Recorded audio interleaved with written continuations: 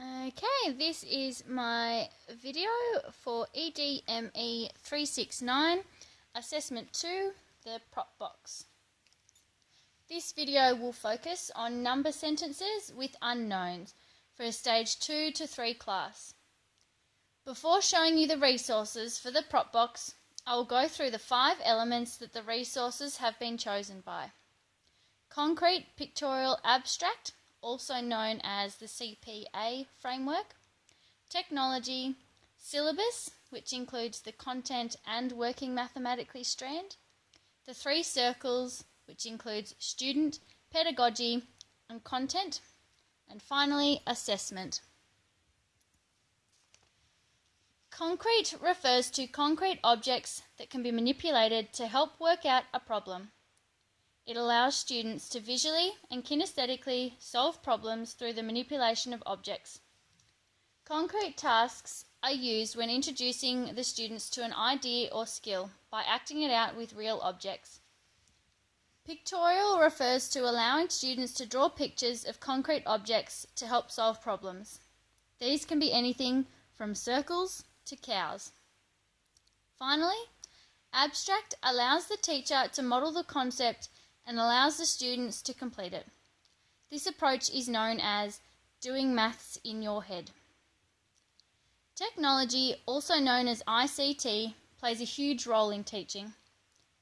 Research has found that in many countries, technology in mathematics plays a small role in the classroom, and that is why the curriculum policy has promoted the use of technology in teaching mathematics by supporting students' learning needs and to develop their understanding of the concept.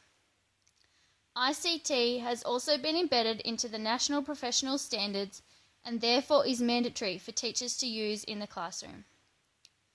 When including technology into the mathematics classroom, it becomes more than a substitute for mathematical work done with pencil and paper. In this prop box, technology will be used by including an interactive game that students can access as a whole class or on individual iPads as a group activity. There are many different websites that you can go to find different games, to find some help on the internet that students can use when completing any mathematical task. The syllabus is what all teachers use to teach from and make sure the students are meeting the outcomes. The outcomes for this unit will be discussed later. The teacher has to make sure the resources they choose will meet the outcomes chosen for the lesson, and in this case, all of them do. The 3 circles refer to mathematical content, pedagogy, and student. A good teacher teaches in the middle of all of these and incorporates all of them into their classroom. Mathematics content knowledge is needed so that the teacher is aware of the content and skills she or he wants her or his students to learn. Pedagogy refers to teaching the student and allowing them to be connected with the content. Finally, the student refers to knowing what your students can do and how they learn. Assessment is the way that a teacher can evaluate students' learning in relation to the outcomes from the syllabus.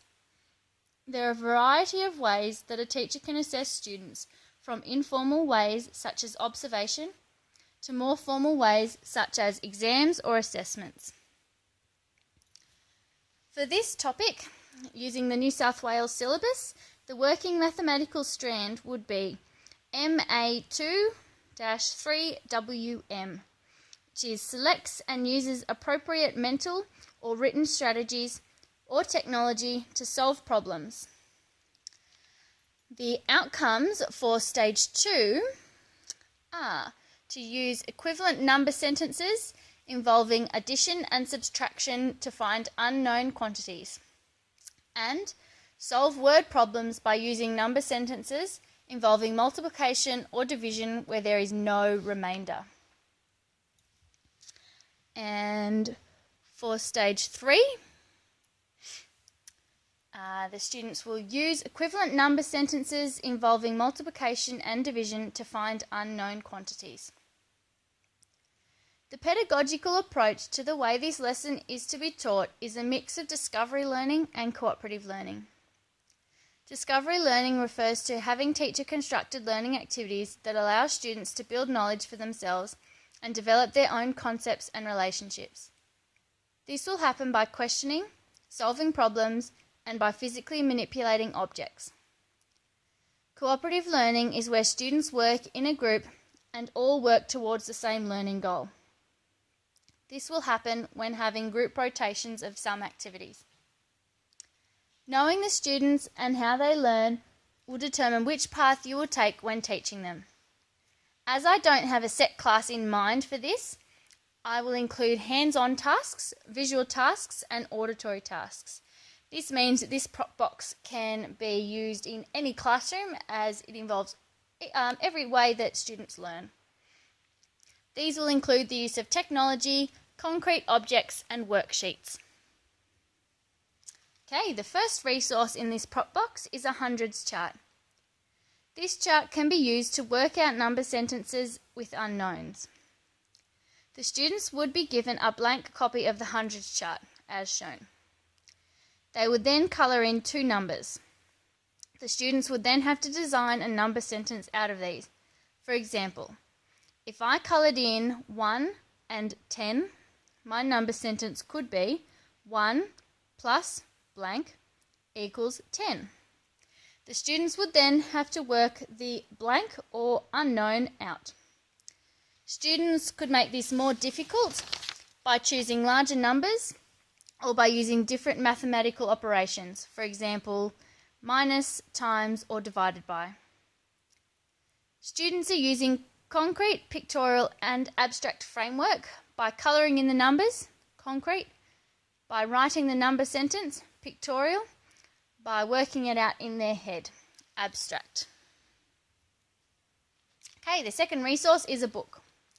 I will show students a copy of this book before starting the lesson. I do not have a hard copy as I couldn't order it in time, but in order to teach the students, you would need to have a hard copy of this book. This book is aimed at subtraction through the disappearance of hens from the chicken coop.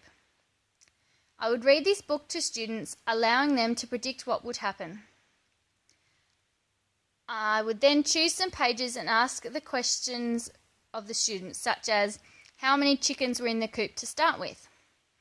How many were we left with? Okay, now that we know that, can anyone tell me how many chickens left the coop? And so on for other pages.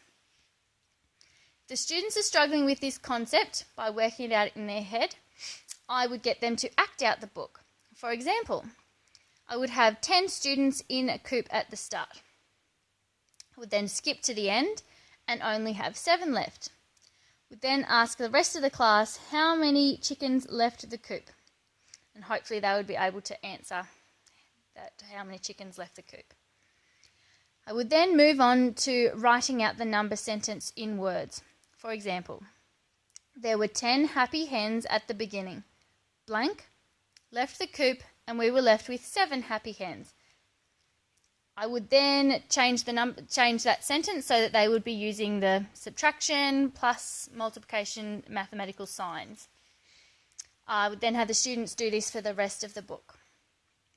At the end, I would get students to make their own number sentences and then work these ones out and get other people in the class to check if they were correct or not. This resource is using aspects of the CPA framework by allowing students to act out the number sentence and by the teacher asking questions of the students to answer and allowing them to make their own number sentences with unknowns and to have other students mark those for them. Okay, the next resource looks something like this.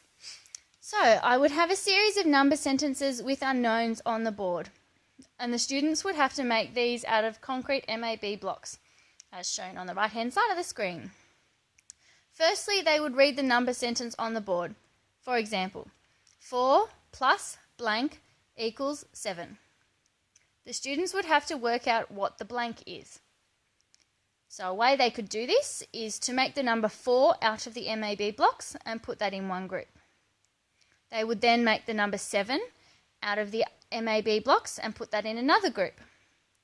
The students should then be able to count on from 4 to 7 and work out that the answer should be 3. If students cannot count on from 4, they may be able to take 4 away from the last pile of 7 and be left with 3, which is the answer. Students will then record their answers on a piece of paper, which they will share with the class at the end and explain how they got their answers. The questions will get progressively harder, beginning with addition, moving to subtraction, and then multiplication and division. And as you can see, I've also increased the numbers that I've used. I started with single digits and then moved to double, and you could probably even move to some triple digits. The teacher's assessment would be on how the groups work together to get the answer. So this resource follows the CPA framework by allowing the students to use MAB blocks to work out the questions, which is using the concrete part of that framework. But if the students are above using the MAB blocks, if they find it too easy, the students can work this out pictorially by drawing pictures to represent those blocks, or they can work it out abstractly in their head. The next resource is a farm fun game. This game allows students to work with pictorial representation of the unknowns. I find it a good activity because it shows the students a few different number sentences that have the same unknown. This activity would need to be made more difficult by changing the mathematical application. For example, changing addition to multiplication, making the numbers larger, for example. So this resource is moving from the concrete stage. They won't be using concrete part of the framework in this. They will be only using the pictorial and abstract. Okay, I'll now go through and show you a few examples. So here they've got 4 plus cow equals 6. They then have to find the number down the bottom, which represents the cow.